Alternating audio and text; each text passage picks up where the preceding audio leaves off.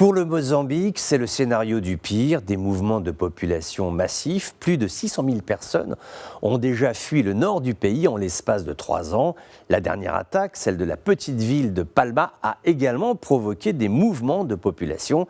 Les ONG évoquent des villageois allant chercher refuge dans les forêts, d'autres se pressant aux embarcadères pour prendre la mer, longer la côte vers le sud, vers la capitale Maputo. Pour l'heure, des forces islamistes seraient toujours présentes en ville, des hommes qui appartiennent au mouvement Al-Sunnah wal Jama'a, organisation d'activistes surnommés les Shebab. Ils sont actifs, mais attention, il ne faut pas les confondre avec le mouvement somalien des Shebab. Ce sont là deux entités différentes. Donc c'est bien Al-Sunnah wal Jama'a qui a mené l'attaque de Palma, groupe ayant fait allégeance au groupe État islamique, d'où la revendication qui est tombée cette nuit. Tout ceci pour dire que nous sommes bien en présence d'un mouvement qui est résolument mozambicain, quelques Irakiens signalés, mais un mouvement africain avec plusieurs éléments d'intérêt. D'abord, l'attaque qui a eu lieu, une centaine d'assaillants, 3 points d'entrée dans les faubourgs de Palma, un impact massif et coordonné qui rappelle un peu le modus operandi de Boko Haram.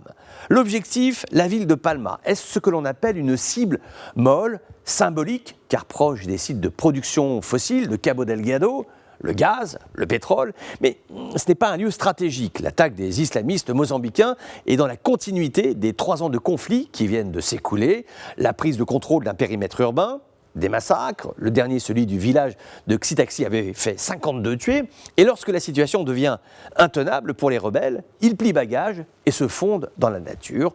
Sur ce dossier de Palma, difficile pour l'instant de savoir si les islamistes vont avoir la tentation de tenir la ville, de territorialiser le combat. Les Américains viennent de lancer un programme de soutien aux forces spéciales mozambicaines qui interviennent dans la région.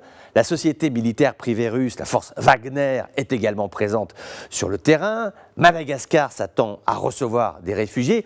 Les Sud-Africains réfléchissent à un soutien plus massif aux autorités du Mozambique, devenu ces derniers mois une nouvelle ligne de front de l'islamisme radical en Afrique. Un Mozambique face à la malédiction de l'or noir, pays riche, peuple pauvre, et la haine d'une poignée de nihilistes qui soufflent les braises de la colère.